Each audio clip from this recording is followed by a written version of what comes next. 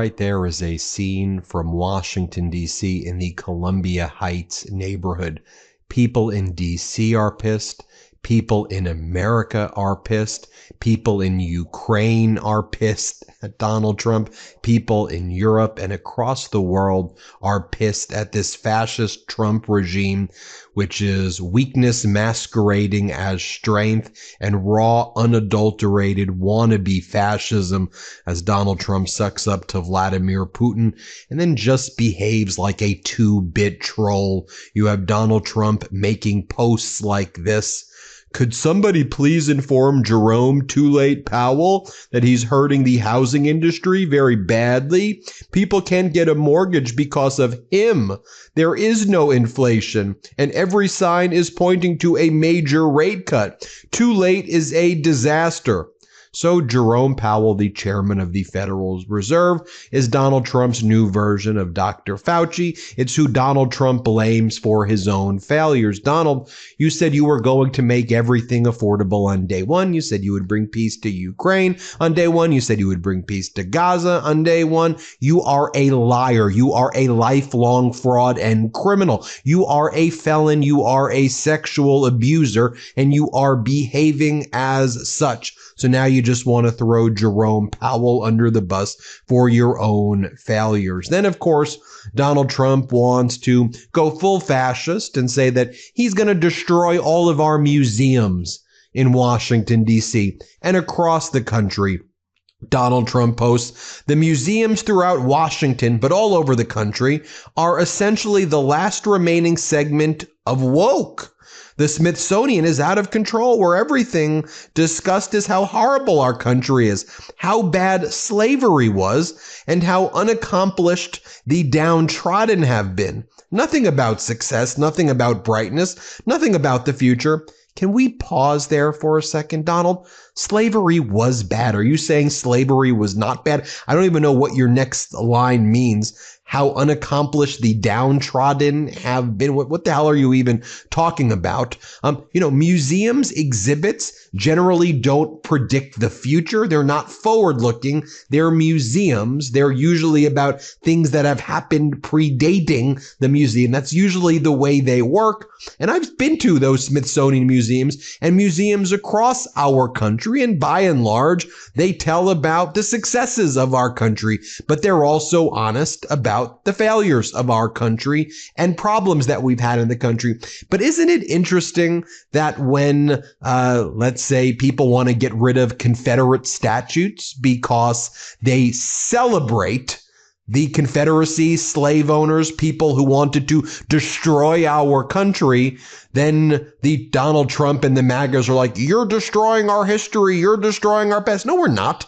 We're just saying don't glorify and celebrate people who glorify slavery and want to destroy our country with golden or bronze statues. We can talk about it, what happened in the Confederacy. But then when it comes to telling the truth about slavery and about some of the dark things that happened in our past, that's when the Trump regime is like, why would you say slavery is bad? I mean, that's how horrific these people are. I just wanted to call out that important contradiction there. Then Trump goes on to say, we are not going to allow this to happen. And I have instructed my attorneys to go through the museums and to start the exact same process that has been done with colleges and universities where tremendous progress has been made. This country cannot be woke because woke is broke. We have the hottest, and he puts that in caps, country in the world. And we want people to talk about it, including our museums, raw, unadulterated fascism, authoritarianism here, folks. And again, weakness masquerading as strength. Only someone who's so weak is like, let's destroy our museums. Just like the colleges and universities that I've threatened and I've extorted. Just like the law firms I've threatened and extorted. And by the way, that's why shame on you, Columbia University. Shame on you, all of the law firms that bent a knee. And shame on everybody who's not stood up to this crooked fascist regime in this moment. We, the people, demand fearless leadership right now that stands up to this utter fascism. Because let's talk about the real data, folks. Let's talk about the real facts, folks.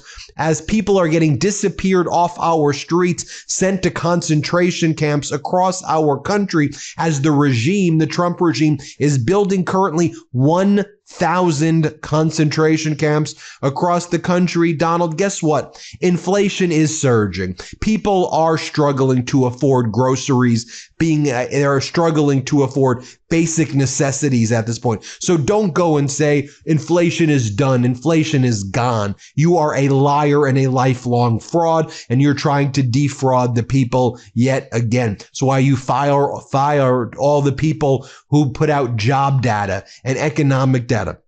Let's take a look at some of the remaining data we're able to see. Electricity prices in the United States are up 38%.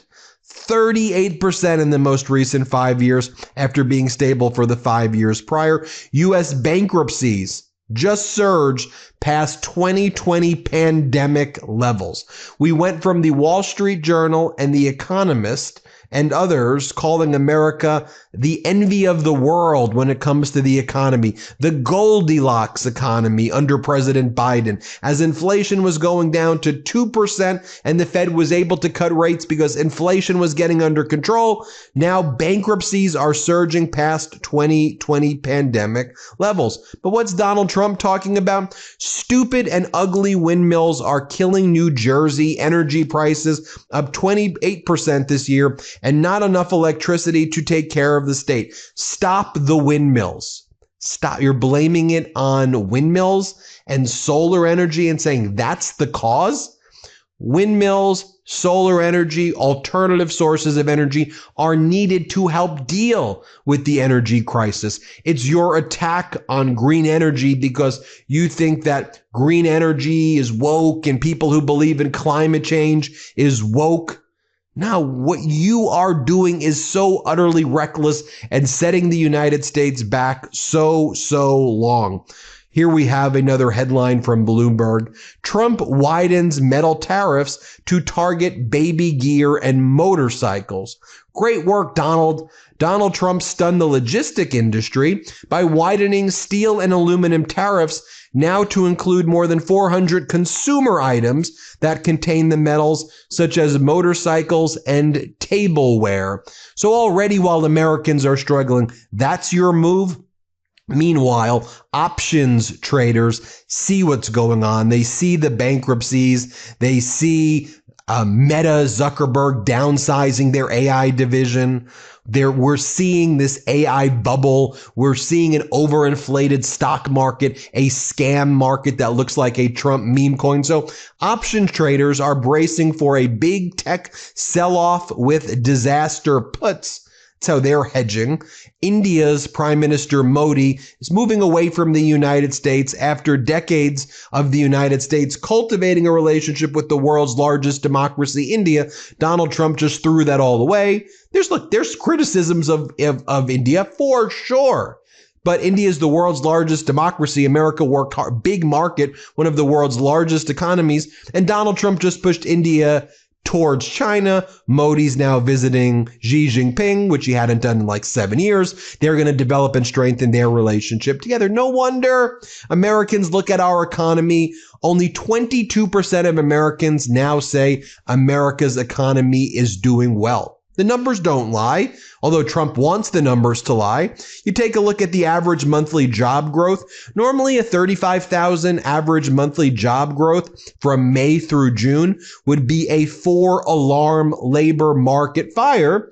That's what's taking place here. We're calling it out what it is on the MeidasTouch network, but corporate news and Trump regime, they want to pretend it's all good. Then one day we're just going to wake up and you know what's going to happen. It's a big surprise shock. Where did these numbers come from? How is there a crash?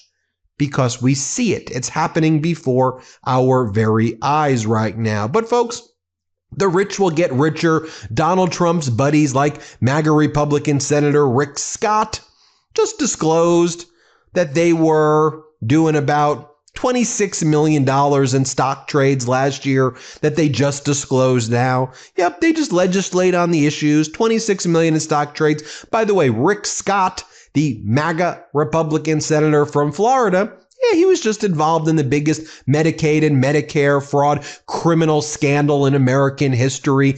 Yeah, they paid a $1.7 billion, close to $2 billion settlement in a criminal case and a civil case where Rick Scott pled the fifth. 75, 100 times, invoked his Fifth Amendment right against self-incrimination. He walked out of that company that committed Medicaid, Medicare fraud with a huge golden parachute worth hundreds of millions of dollars. That's how he got rich, and then used his money to become a MAGA politician to screw all of us even more. And talking about screwing all of us even more, yesterday Donald Trump called Mark Levin his favorite radio host and Fox host, and Donald Trump kept on saying Netanyahu is a war hero. I guess I am a war hero also, like Netanyahu is. First off, how disrespectful to the military community, saying that Trump's calling himself a military hero, a war hero. Dude, you got 5 deferments. You are the opposite of a war hero. And then praising right now Netanyahu. I don't think that's the right decision to do right now after the atrocities being committed in Gaza. But here's what Donald Trump said. Let's just play it one more time. Here it is. Worked with your friend Bibi. He's a good man. He's in there fighting. He's fighting. You know, they're trying to put him in jail on top of everything else. How about that? He's nuts. He's a war hero because we work together. He's a war hero. I guess I am too. Yep. Nobody cares, but I am too. I mean, I sent those planes. But now Donald Trump and Caroline Leavitt, they're out there. Just look at the shit-eating grin on Caroline Leavitt, Donald Trump's propagandist. She's like, Donald Trump wants to get to heaven. He wants to get to heaven. Heaven, everybody. He's like, that's what they were talking about yesterday. Trump saying he wants to get to heaven. Here, play this clip. I know the president said on Fox News this morning that he's partially seeking peace in order to get to heaven. Was he joking, or is there spiritual motivation behind his peace deals here? I think the president was serious. I think the president wants to get to heaven, as I hope we all do in this room as well. Okay, you want to look at reality, face the facts. Take a look right here. This is the family murdered by Russians yesterday in Kharkiv. Grandmother, both parents, 15-year-old boy, a 1.5-year-old baby girl. Look at this family, Donald. You're responsible for that, Donald. That's on you right now. You want to talk about going to heaven? Take a look right there at that family that you've enabled Putin to engage in this behavior, Donald. The blood is on your hands right now across the globe for atrocities being committed right now. And let's just take a look at Harriet Hagman, the MAGA Republican congresswoman from Wyoming, getting booed at her town hall yesterday. Play this clip. My question to you was, how do you feel personally of stripping Americans of those foundational tools of mail-in ballots? Mail-in ballots. Mail-in ballots are not foundational tools. No. You just said we have to protect it, but it's not foundational. You're fully capable of exercising your right to vote without a mail-in ballot. You are absolutely fully capable of exercising your right to vote without a ballot. But folks, Howard Lutnick just wants to remind you that you're not going to see any written trade deals. Why would they do written trade deals? Here, play this clip. You mentioned you're working on the documents. When do you think the market can get its hands on written documentation on the deals with Japan, UK, Vietnam, Korea? Is that how long ago? How far away is that? Well, these are kind of weeks away for the Japan and Korea model, but the other models are set. I mean, you already have Vietnam has agreed to open its market. These countries have agreed to open their market. They bring down their tariffs. It's not that you're not going to find a big, long, 250-page trading agreement. It's very simple. Bring down your tariffs to zero. Open the market to American exporters so that we can finally sell our agriculture overseas, finally sell our seafood overseas, finally sell our beef overseas. I mean, our producers have Stockholm Syndrome. Oh, and one other data point I want to give you as well. U.S. soybean farmers are near a trade and financial precipice. They can no longer survive this prolonged trade war with China that Donald Trump has started unless they get bailed out soon. All the soybean farmers are about to go bankrupt. All of them pretty much. But last week, Joni Ernst said that Iowa farmers could handle a little bit of pain. Yeah, of course, people can handle pain, is what the MAGA Republican senators are saying here. Play the clip. Okay, and then of course tariffs. We talked in May. Farmers were along for the ride, but they said it would have to be a small ride, a short ride. And we're still sitting here now in August, and things, we see a little bit of delays. We've seen some get done, but yesterday the president sent out a tweet, sent the soybean market flying. Today it's dropping right back off. I mean, farmers are really concerned about this, especially when it comes to China. Where are we at, and what's some message you're hearing from the president? And this is where we really are seeing a little bit of pain, of course, from the farmers. And they are frustrated with the tariff situation. They've expressed that to me. But then they immediately turn around and they say, we understand why the president is doing this. Yeah. So they are feeling pain. But what they want to see is a reset when it comes to trade, and to make sure that we as the United States are getting the trade situation right. Well, there you have it, folks. Let me know what you think. Hit subscribe. Let's get to 6 million subscribers. Thanks for watching. Love this video? Support independent media and unlock exclusive content, ad-free videos, and custom emojis by becoming a paid member of our YouTube channel today. You can also gift memberships to others. Let's keep growing together.